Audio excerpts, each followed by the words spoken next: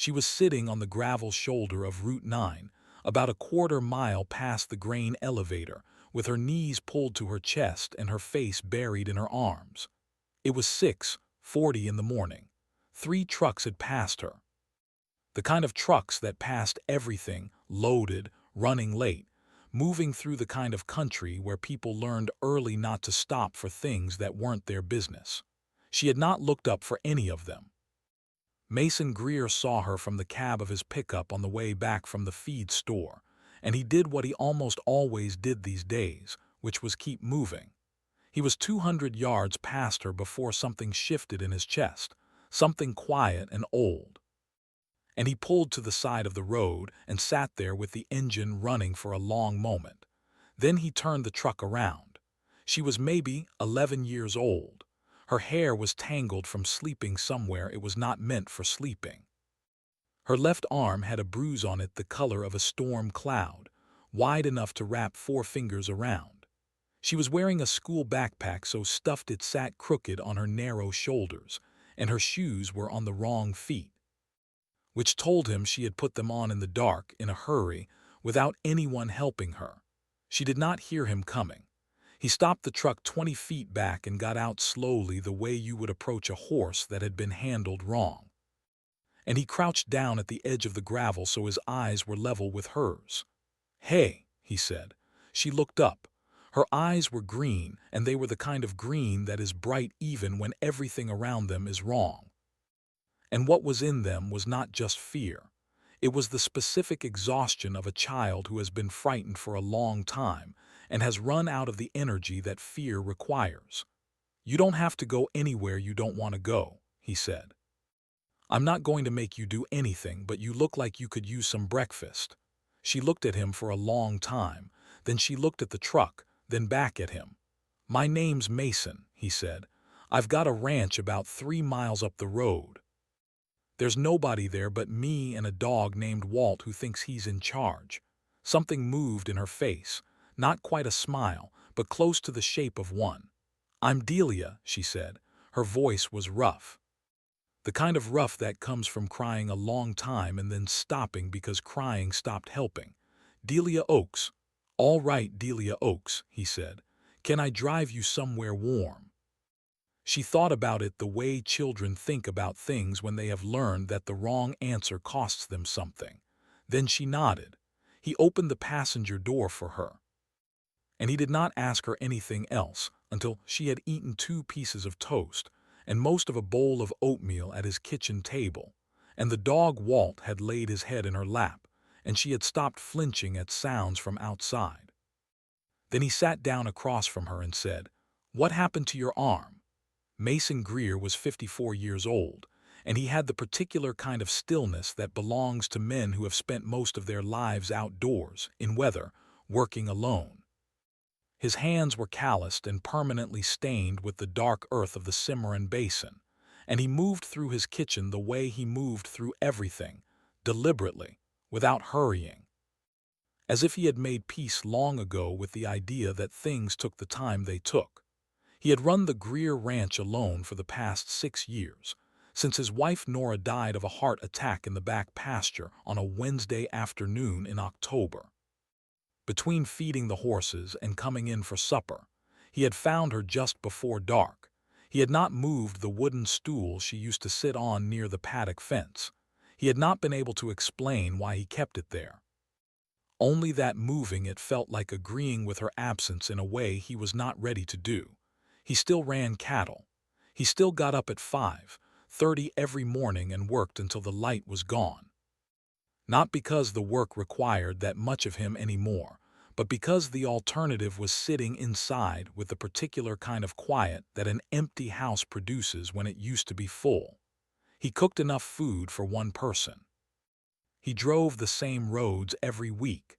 He did not ask much of the world, and the world largely returned the favor. He had told himself he was fine with this. He had told himself this for 6 years. The Greer Ranch had been in his family for 3 generations. His grandfather Forrest had bought the first 200 acres in 1951, with money he had saved working the oil fields of West Texas. and his father Edward had expanded it to 640 acres over the course of his working life, one piece of land at a time, buying quietly and without announcement, the way men buy things when they understand that land is not an investment but a commitment. Mason had grown up understanding that the ranch was not something you owned. It was something you were responsible for. Nora had understood this without being told. She had grown up in Santa Fe, the daughter of a schoolteacher and a mechanic. And she had come to the Cimarron Basin at 24 for reasons she described as complicated, which Mason had eventually understood meant that she had needed to find out what she was made of, and had intuited, correctly, that this was the kind of country where you found that out quickly. She had stayed because of the land. She had stayed because of Mason. The order of those two things had been a long-running, gentle argument between them that neither of them had ever won. Nora had been the one who stopped for things. She was the one who pulled to the side of the road when she saw a dog loose on the highway. The one who knew, without discussing it, which of their neighbors was having a hard year and left things at gates without attaching her name. The one who kept the stool by the paddock fence, so she could sit outside and watch the horses in the evenings in the particular comfortable way of a person who does not need anything to be different than it is. Mason had learned to stop for things from her. Not in the dramatic way, not with speeches, just in the small, daily way of a man who had watched someone he loved do it for 22 years and had absorbed it the way you absorb anything that is. Demonstrated rather than taught. For the past 6 years he had moved through those same roads, those same mornings, those same seasons, and he had told himself he was maintaining what they had built, and he had been. But maintaining and living are not the same thing, and he knew this in the way a man knows something he has been careful not to look at directly. He had not moved the stool because he was not done with what it meant. He had not been ready to find out what it meant without her. Walt, a large, self-assured cattle dog of uncertain parentage, who Nora had brought home 3 years before she died, and who had since appointed himself the primary authority on the ranch, had spent the 6 years since her death appearing at Mason's side at intervals that seemed calibrated to moments of particular quiet, lying on Mason's boots at 9 p.m., and generally conducting himself with the dignity of a dog who understood that his job had changed from working the cattle to working the man. He was doing this now, pressed against Mason's leg at the kitchen table while Delia finished her oatmeal. With the alert, proprietary energy of a dog who had already decided this was someone worth guarding. "My uncle hit me," Delia said. She said it the way children say things they have already decided to say, not hesitating, not looking away. As if she had been practicing the sentence somewhere on the walk to the road and just needed to say it out loud once to make sure it was real. "His name is Gerald Fitch," she said. "He's been staying at our house since my mom went to the hospital. She had a bad fall. She's been there for 12 days. She looked at the oatmeal bowl. "He said I wasn't allowed to visit her. He said kids got in the way at hospitals." Mason did not say anything. He kept his face steady the way he kept his hands steady when an animal was hurt and needed someone to be calm on its behalf. "She doesn't know what he's been doing," Delia said. "He takes her phone calls. He tells her I'm fine." She looked up. "I'm not fine. I can see that," Mason said. "He doesn't want her to know because she'd tell him to leave and he needs the house. He got evicted from his apartment in Tucson." She pulled the backpack onto her lap like a shield. "There's a folder in here. My mom keeps copies of everything. Lease papers, insurance stuff, my birth certificate." She unzipped the front pocket and took out a manila folder, soft at the edges from being handled. "I took it this morning before he woke up. He was looking for it last night. I heard him." Mason took the folder and looked at it without opening it. Why was he looking for it? Delia's jaw tightened. And she looked older than 11 in the way that children do when they have been carrying adult problems. "He told me last night that my mom might have to stay at a care facility when she gets out of the hospital," she said. that she might not come home for a while, and that he was going to handle everything because I was too young to understand. She paused, but I heard him on the phone before that. He was talking to someone about signing something. He said he had power of attorney. She looked at Mason directly. He doesn't. My mom never gave him that. I know because she told me. She told me last year when Grandpa was sick. She said the only person who had her power of attorney was Mr. Delacroix, her lawyer, and it only activated if she was declared mentally incapacitated. She was very specific about it. Mason sat back. "How do you know about power of attorney?" he said. "My mom's a paralegal," Delia said. "She talks about her work at dinner." He looked at this 11-year-old girl sitting at his kitchen table in the wrong shoes with a bruise on her arm, and a folder of documents she had stolen at dawn from a man twice her size. And he felt something settle into place inside him, the kind of settling that is not comfort but purpose.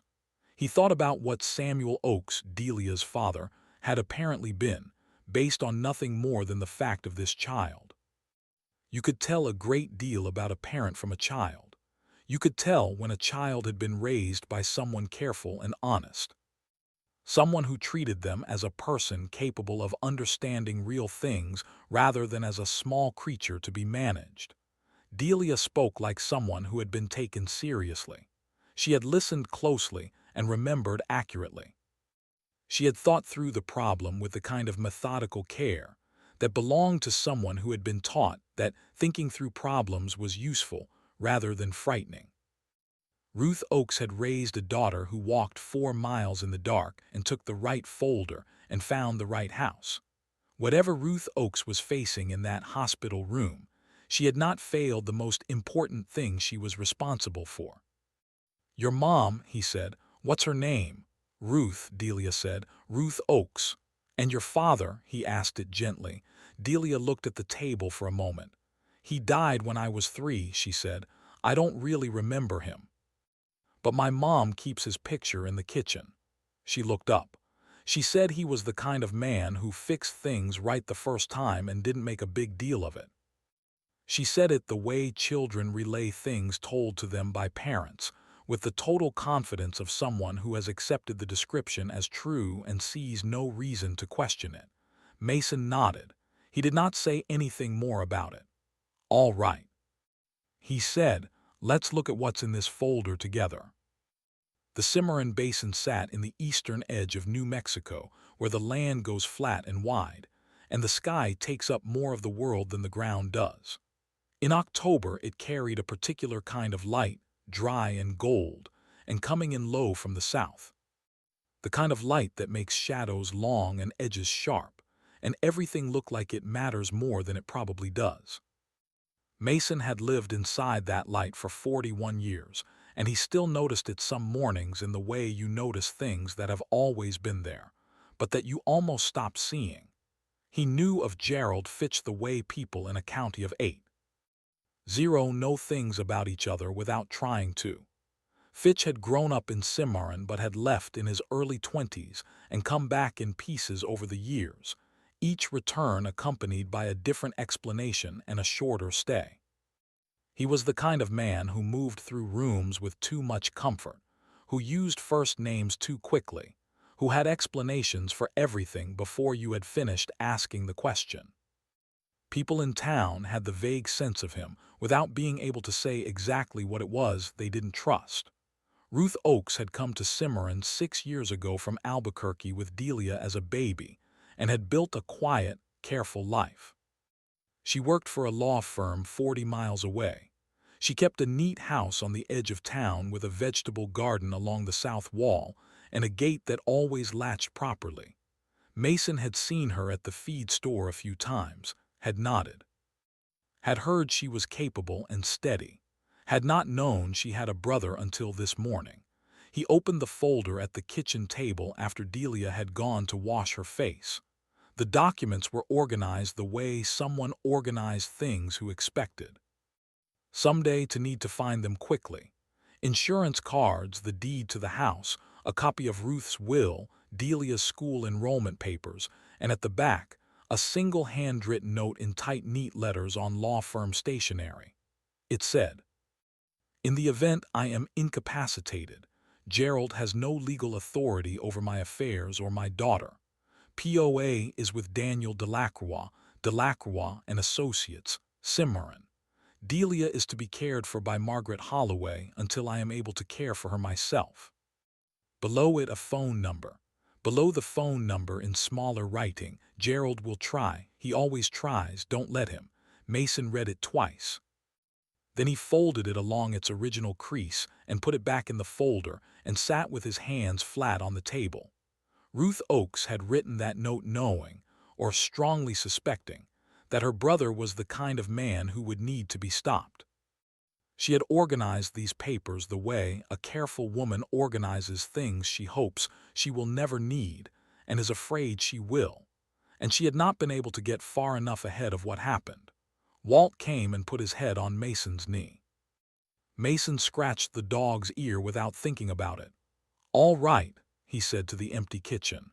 Gerald Fitch came to Mason's door at 9:15 that morning. He drove a white truck with a cracked windshield and parked it slightly crooked in the drive the way men park who are used to being accommodated.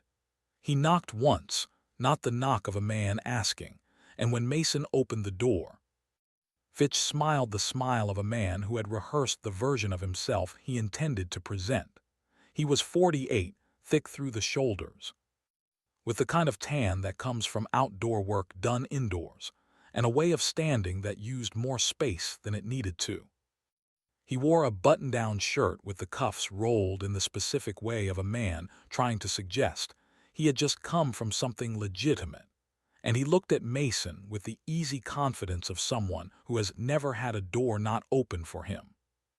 "Mason Greer," he said as if they were old friends, "I think you've got my niece." "I've got a girl who asked me for help this morning," Mason said. "Come in."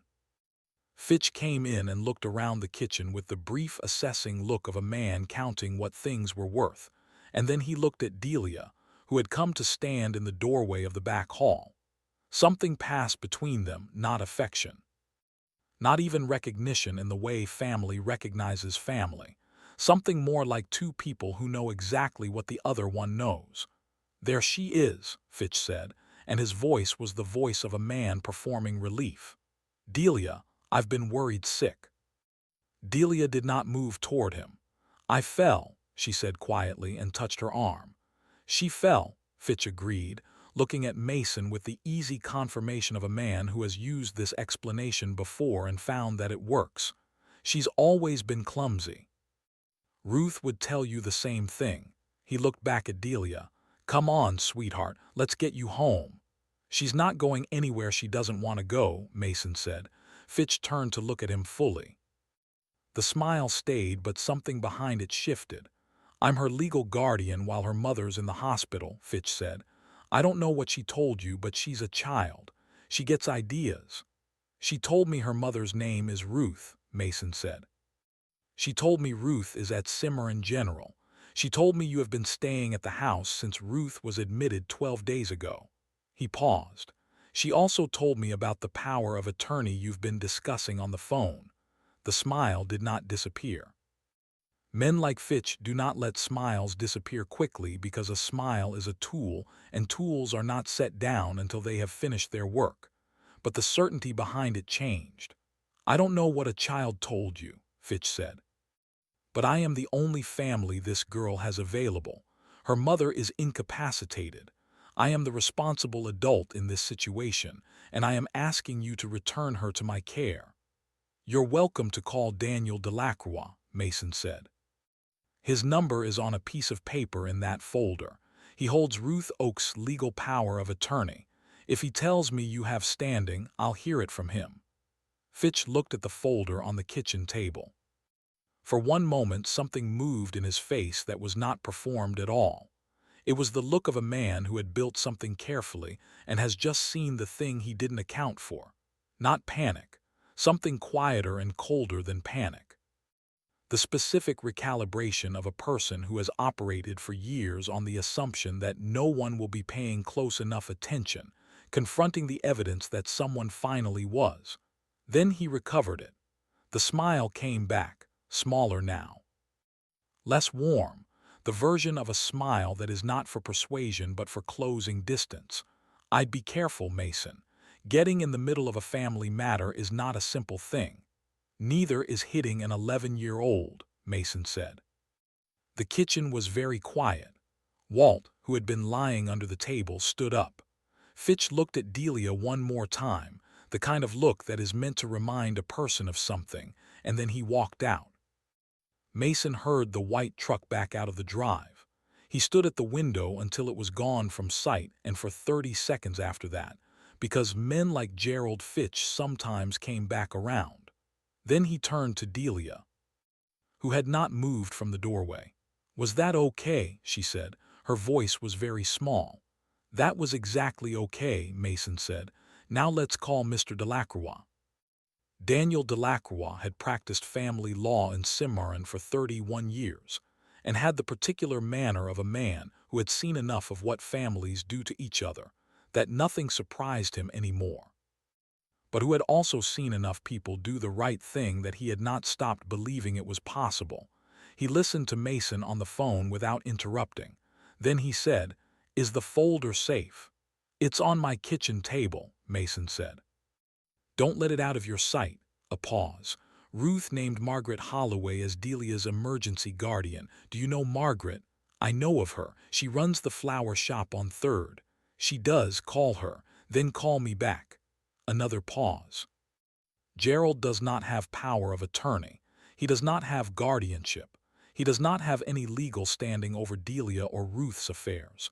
He knows this, which means whatever he is trying to do, he is trying to do it before someone with authority stops him." His voice went careful and precise, the voice of a man choosing his words for their weight. "The hospital social worker's name is Linda Vasquez. She should know what's been happening. Ruth has been asking for Delia for 4 days. They told her Delia was fine." Mason closed his eyes for a half-second. "I'll call Margaret Holloway," he said. "Do it now," Delacroix said. "And Mason, don't leave the girl alone." Margaret Holloway was at Mason's door in 22 minutes, which was the kind of speed that told you everything about the kind of woman she was. She was 60, with gray hair cut short and the efficient warmth of someone who expressed care through action rather than words. She had brought a bag with a change of clothes for Delia, the kind of preparedness that suggested she had been halfway expecting a call like this, or at least had thought about what she would do if it came. She sat with Delia at the kitchen table for a long time. Mason went outside and checked the water lines in the east pasture and gave them the privacy of the house. He stood at the fence and looked at the land and thought about Nora. He had been thinking about Nora since 6:40 that morning, in the specific way that grief works when something unexpected happens, not directly, not with the sharp pain of early loss, but sideways in the background, the way a sound in a house reminds you of someone who used to make that sound. Nora had been the one who stopped for things, not because she made a point of it, not because she told herself she was a certain kind of person. It was simply that she paid attention, and attention meant that when something was wrong it registered, and when it registered, she moved toward it rather than away from it. In the quiet, practical way, she moved toward everything. He had not been paying attention for 6 years, not because he had decided not to, not because grief had broken something essential in him, but because grief has a way of narrowing a person's field of vision down to the perimeter of their own survival, and surviving had taken everything he had for a long time. And somewhere in the middle of surviving, he had stopped looking out at the larger field and had moved through his days in the contracted, careful way of a man who has decided, without quite deciding, that staying small was the same as staying safe. 3 trucks had passed Delia on Route 9. He had been in that truck 100 times going 100 different places. He knew those roads the way he knew his own hands. He knew that stretch of gravel by the grain elevator. He had driven it that morning without seeing anything until he did, and when he did, the instinct had come back so cleanly and so immediately that it surprised him. Not the instinct itself, but the fact that it was still there. Intact. Ready. The way a skill stays in a person's hands even when they stop practicing it. Because some things were taught not just with instruction but with love, and love is the part that does not leave. Nora had taught him to stop. He had been carrying that all along. The stool was by the paddock fence, and the grass around it had grown up slightly in the year since he had stopped mowing close to it. And the wood had weathered in the way wood weathers outdoors over 6 New Mexico winters, gray at the surface, still sound underneath. He thought about what it means to keep a thing. Walt appeared at his side and leaned against his leg. "All right," Mason said, "not to the dog, to the fence, to the land, to the particular obligation of a man who stays somewhere long enough that it expects things of him." He went back inside. Gerald Fitch did not wait. Margaret called Mason back inside at 11:30 with a look on her face that had moved past worry into something harder and more focused, and she said, "Linda Vasquez just called me back. Gerald Fitch went to the hospital this morning. He told the nursing staff that Ruth was being transferred to a long-term care facility in Albuquerque for cognitive evaluation. He had paperwork." Mason stood very still. "He had paperwork this morning," he said, "printed last night. Based on the dates. The hospital administrator is reviewing it, but he got 40 minutes alone with Ruth before Linda caught it." Margaret's voice was tight in the way voices go tight when a person is working very hard to stay useful rather than furious. Ruth was distressed. "She's asking for Delia. She's asking for Daniel." Mason picked up the folder from the table. "Can Delacroix get there before they process the transfer paperwork?" "He's already on his way, but the administrator knows Gerald.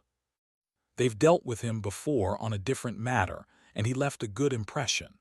She looked at Mason the way people look at someone when they are deciding how much weight to put on them. "Daniel said the transfer can be stopped if the power of attorney document is presented in person before the paperwork is filed internally. He has the original, but he needs someone at the hospital with a supporting statement. Someone who can speak to Delia's condition." She paused. "Someone who found her on the road." "I'll go," Mason said. "The hospital is in Cimarron," Margaret said. "Gerald will be there." "I know it," Mason said. Delia appeared in the doorway of the kitchen. She had changed into the clothes Margaret had brought, and she looked steadier than she had that morning, though steadier did not mean okay. It meant she had found a floor to stand on and was using it. "Is my mom all right?" she said. "She's asking for you," Mason said. "That means she's fighting." Delia nodded. She absorbed that the way she absorbed most things, in silence. In the interior place where she was clearly doing enormous amounts of work behind a composed face. "I want to go," she said. Mason looked at Margaret. Margaret said, "I'll drive." Cimarron General was a 2-story brick building on the north side of town that had been expanded twice in 40 years, and showed it. The old brick and the new additions sitting next to each other, with the slightly uneasy relationship of things that were built at different times for different reasons. The parking lot was half full on a Tuesday morning, ordinary and unhurried. The kind of institution that moves at the pace of paperwork and quiet emergencies, and people who have nowhere else to be. Gerald Fitch's white truck was at the far end of the lot. They parked and went inside. The lobby smelled like antiseptic and the particular flat warmth of recycled air.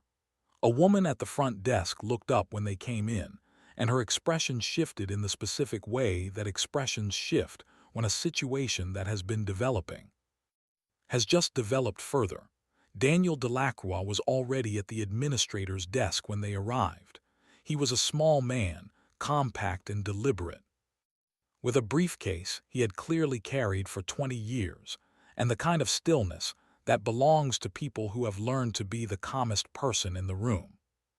He had spread documents on the administrator's desk with the quiet efficiency of a man setting out evidence, not making an argument, just placing things where they could be seen. He had been practicing family law in Cimarron for 31 years. And he had the particular patience of a man who understands that most battles are won in the preparation, not in the confrontation, and who had spent 3 decades preparing carefully for moments like this one. Gerald Fitch was standing to the left of the desk with his arms crossed and his jaw tight, and the expression of a man who had arrived first and does not understand how he is losing. He looked at Mason when they came in the door. Then he looked at the folder under Mason's arm. Then he looked at Delia, and what moved in his face at the sight of her was not guilt, it was calculation. The specific, rapid calculation of a man who is trying to determine what her presence here changes, and whether it changes it enough to matter. Whatever calculation he ran at that moment, it did not finish before Delacroix spoke. "This is Mason Greer," Delacroix said to the administrator, a man named Howard Britton who had the look of someone deeply unhappy to be at the center of anything. "He found Delia Oakes at 6:40 this morning on the side of Route 9. He will provide a written statement describing the child's condition at the time of discovery." He turned to Mason. "The folder." Mason set the folder on the desk. Delacroix opened it to the handwritten note and placed it in front of Britton. "That is Ruth Oakes' own handwriting," Delacroix said. "It explicitly names Gerald Fitch as having no legal authority over her affairs or her daughter. It names me as the holder of her power of attorney. It names Margaret Holloway as Delia's emergency guardian." He placed the original power of attorney document beside it. "This supersedes any document Gerald Fitch has provided. Any transfer proceeding on the basis of his paperwork is proceeding without legal standing." Britton looked at the documents. Then he looked at Gerald. "Gerald," he said carefully, "you told me this morning you had full authorization." "I have her best interests at heart," Gerald said. "She needs professional care. A long-term facility has the resources. She has a bruised daughter on the side of a road at 6:40 in the morning," Mason said. He had not intended to speak yet. But the words were out and they were quiet, and the quietness of them seemed to land harder than volume would have. He did not say it with anger. He said it the way a carpenter states a measurement, as a fact that exists regardless of whether anyone finds it convenient. Gerald looked at him. "Nobody asked you," Gerald said. "Nobody asked me to turn around either," Mason said. "I did it anyway." The room was very still. Gerald looked at Delacroix. He looked at the documents. He looked at Delia, who was standing beside Margaret with her hands clasped in front of her and her chin level. And whatever he saw in her face, that 11-year-old girl looking back at him without blinking, without flinching, with the specific steadiness of a child who has already decided that she is not going to give him the satisfaction of her fear. Something shifted in the architecture of his confidence, not collapsing, but cracking. He had operated his entire life on the principle that nobody would pay close enough attention. And he had been right about that often enough to believe it was always true. What he had not accounted for was a child who kept the right folder and walked to the right house and found a man who had been taught by someone he loved to stop when stopping was required. Britton picked up the handwritten note and read it. Then he read it again. He set it down and he looked at Gerald with the expression of a man doing a calculation he did not enjoy but was doing honestly. "I need to speak with the hospital's legal team before any transfer proceeds," he said. "Effective immediately, this is on hold." He looked at Gerald. "I'm going to have to ask you to wait outside." Gerald did not move for a moment. He looked at the documents on the desk. He looked at Delacroix. He looked at Mason with the specific kind of look that is meant to say this isn't finished, and Mason looked back at him the way he looked back at things, without flinching, without escalating, with the specific patience of a man who has 41 years of hard weather in him and has learned that most things that want to be big problems can be weighted down to their actual size. Gerald uncrossed his arms. He picked up his own folder of papers from the edge of the desk. He walked out. The door swung shut behind him. Delia, who had been standing beside Margaret this entire time, let out a breath that she had been holding since the parking lot. "Can I see my mom?" she said. Delacroix looked at Britton. Britton stood up. "I'll take you up myself," he said. What came next was not fast. Mason had not expected it to be fast. Delacroix filed an emergency injunction against any transfer of Ruth Oakes without her written consent and the counter-signature of 2 independent medical witnesses. It was granted within 4 hours by a judge in Santa Fe, who reviewed the documents and took 8 minutes to sign the order, which Delacroix said was fast for a judge, and told you something about how the documents read.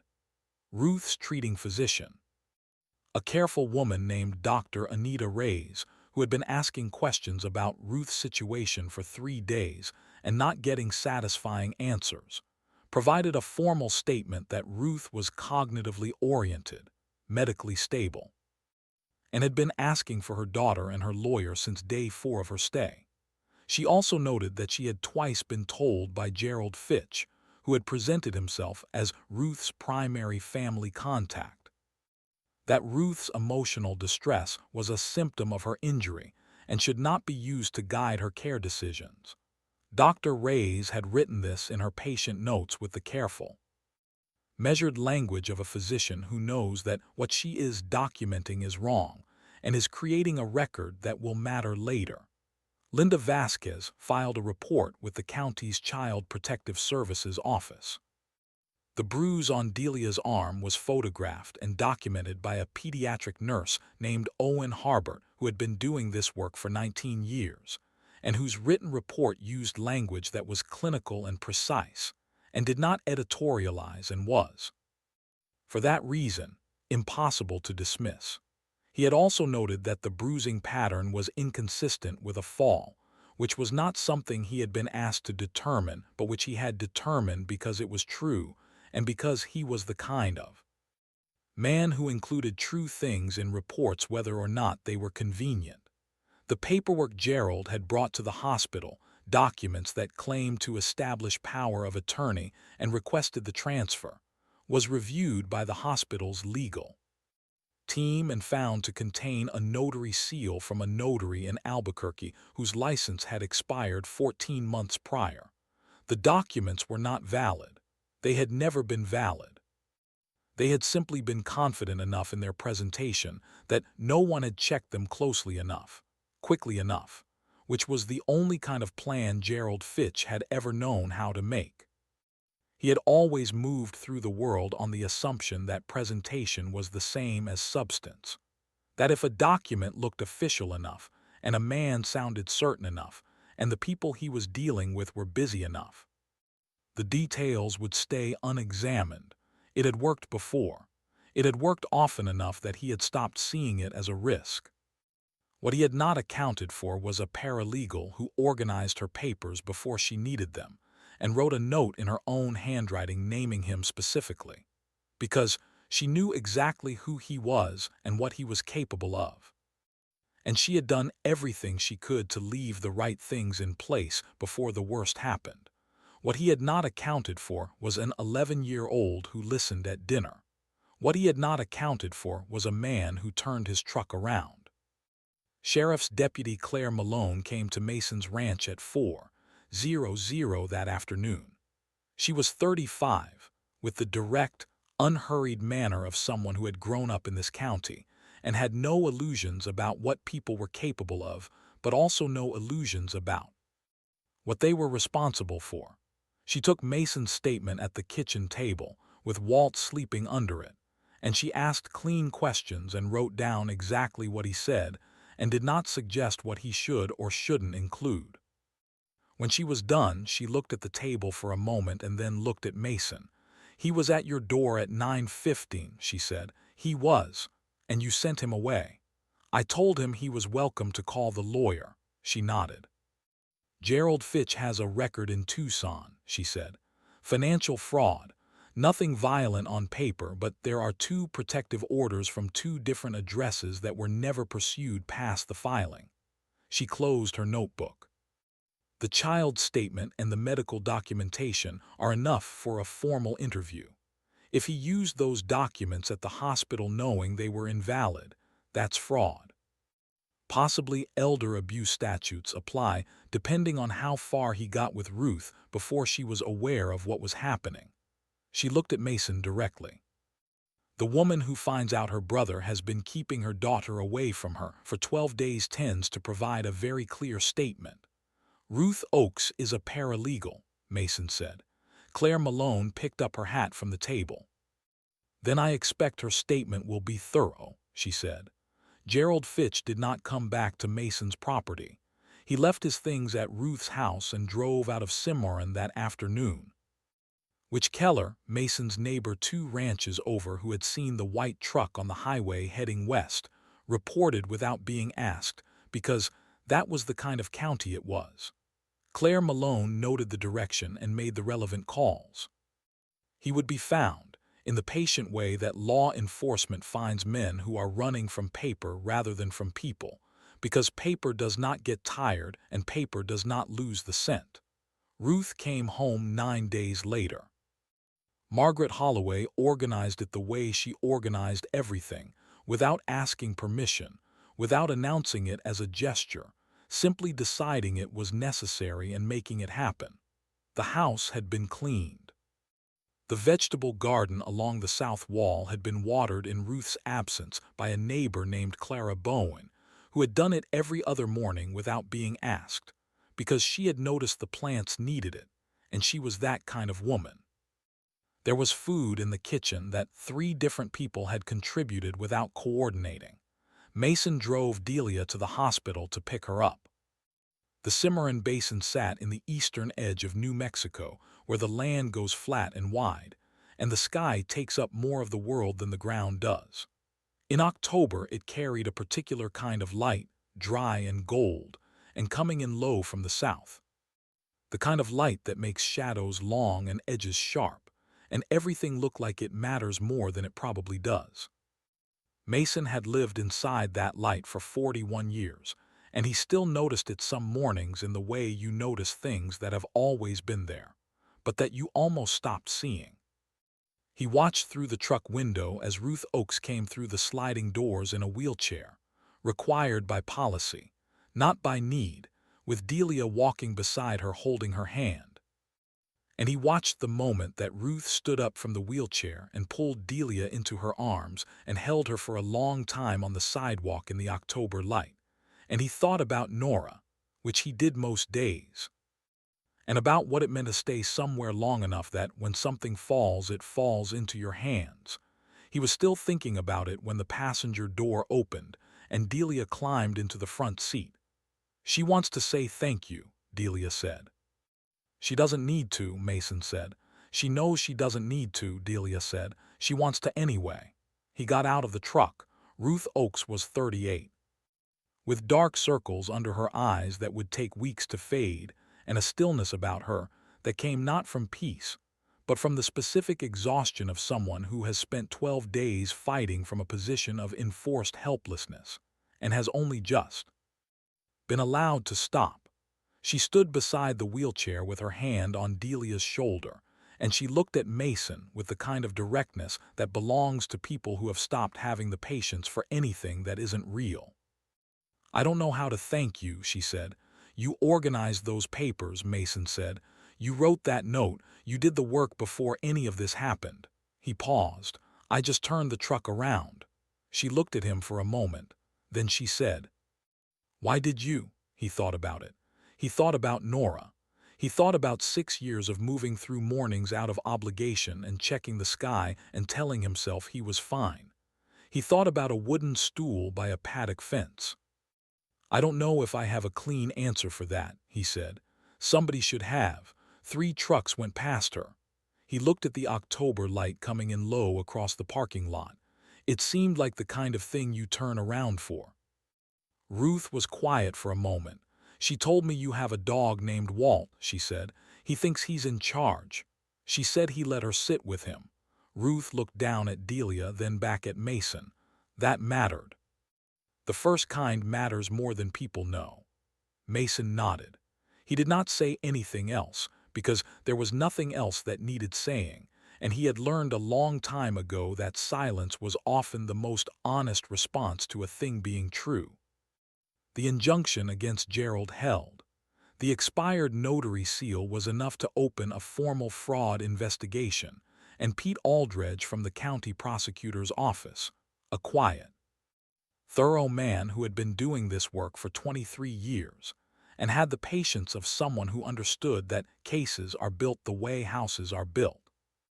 One solid thing at a time, made the calls to Tucson that connected the paperwork to a pattern that was larger than one county and one family. Delia went back to school on a Thursday. Mason found out about this from Margaret Holloway, who mentioned it the way she mentioned most things, matter-of-factly, without emphasis, as if it were simply a fact that existed in the world and didn't require decoration. She also mentioned that Ruth was back at work 2 weeks later, which surprised some people and surprised no one who knew her. The wooden stool was still by the paddock fence. One morning in late October, Mason went out to feed the horses at 5:45 and stood by the paddock for a while after, watching the eastern light come up the way it did in that country, slow and wide, filling everything gradually rather than arriving all at once. Walt sat beside him with his chin lifted in the self-important way he had when he felt the day was going well. He thought about what it means to be a person who does a thing and then spends years doing the smaller, quieter version of that thing without understanding they are still doing it. The garden Nora planted, the stool, the drive to the feed store on Tuesday mornings on Route 9. A man is not measured by the large moments of his life. He is measured by whether, in the ordinary Tuesday morning movement of his days, he is still the person those large moments made him, whether the instinct is still there, whether, when he passes something that needs a person to stop, he feels it, whether he turns around. What he thought was that he had been turning around in small ways for 6 years without knowing it, keeping the garden, keeping the stool, keeping Walt, driving the same roads, doing the same work, staying present in the geography of a life that had been built with someone else and continuing to inhabit it on their behalf. What remained when everything else was stripped back was the same thing it had always been: the work, the land, the particular obligation of a person who stays somewhere long enough to know when something is wrong and has the means to do something about it, not because they are special, not because they are exceptional in any way that would show up in a list or a record, but because they stayed. And staying, done long enough and honestly enough, is its own kind of preparation for the things you did not know you were preparing for. He thought about 3 trucks going past Delia on Route 9. He did not know those drivers. He did not know their reasons or their hurries or what they were carrying in their cabs at 6:40 in the morning. He would not judge them. He had driven past things in his life. Everyone who drives long roads drives past things sometimes. The only thing he knew was that when he saw her, the instinct was there, and it moved him before he had decided anything, and he pulled over. And he turned around, and Nora had put that instinct there. He understood this clearly now, standing at his paddock fence in the October light with Walt leaning on his leg, and the horses moving the way horses move when the world is not requiring anything of them. He moved the stool from beside the paddock fence to the back porch, not because he was done with what it represented, because he could see it better there, because it had been sitting in the grass for 6 years doing its work in the place where she left it, and it was time to bring it closer, to the place where he started each morning and ended each evening, to the place where things that matter should be kept visible and near, and part of the daily account of a life that was still being lived. 3 weeks after Ruth came home, Delia rode her bike out to the ranch on a Saturday morning. She knocked on the door with the specific knock of a child who has practiced being confident about something and wanted it to go well. Mason opened the door, and she was standing on the porch with a pan of cornbread covered in a dish towel. And she was wearing her shoes on the correct feet. "My mom made this," she said. "She said you probably cook enough for one person." "That's accurate," Mason said. "She said that's a waste of a kitchen." Delia held the pan out. "She also said to tell you that we're fixing the garden along the south wall next spring if you want to help. She said it's too much for 2 people to do sensibly, but 3 would be about right." Mason took the pan. He stood there for a moment. The October light came in flat and gold across the porch, and Walt appeared from somewhere behind him, and sat on Delia's feet the way he sat on everyone's feet, which was his particular way of saying that a person had been approved. Delia looked down at the dog. Then she looked up at Mason with those bright green eyes, and for just a moment she looked exactly like what she was, 11 years old, a child with a child's face. Standing on a porch on a Saturday morning with nothing required of her except to be there. "He really does think he's in charge," she said. Mason looked at the cornbread in his hands. He looked at the land spreading out behind her in the morning light, wide and flat, and going gold at the edges. He thought about Route 9 and 3 trucks that did not stop, and a 200-yard stretch of gravel, and a decision made before it was quite decided, and about what it means when the right thing and the instinctive thing are the same thing, and about how long it takes a person to understand that those 2 things were always the same thing, that they were trained to be the same thing by someone who knew what she was doing. He thought about the stool on the back porch where he could see it every morning now. He thought about a note written by a careful woman who had organized her papers before she needed them, not out of fear but out of love. Because love at its most practical is simply the long work of making sure that what matters is protected, not by magic, not by luck, but by preparation, by the right things placed in the right order for the right person to find. "He's not wrong," Mason said. They stood together at the railing and looked out at the eastern pasture, where the horses were moving along the far fence in the cool of the morning, slow and unhurried. The way horses move when nothing is required of them, and the day is still early and everything that needs doing can wait a little longer. The Cimarron Basin spread east in the morning light, flat and wide, and going gold at the horizon the way it did every morning, the way it had every morning for as long as Mason could remember. The kind of landscape that does not change and does not ask anything of you, and simply continues being there for as long as you continue being there with it. The gate at the end of the drive swung lightly in the wind. The way it had every morning for 41 years, the way it would continue swinging long after any particular morning was remembered, the small, ordinary, dependable sound of a place that was still being tended. Walt put his chin on Delia's knee and sighed the deep, satisfied sigh of a dog who has decided that the morning has turned out exactly as it should.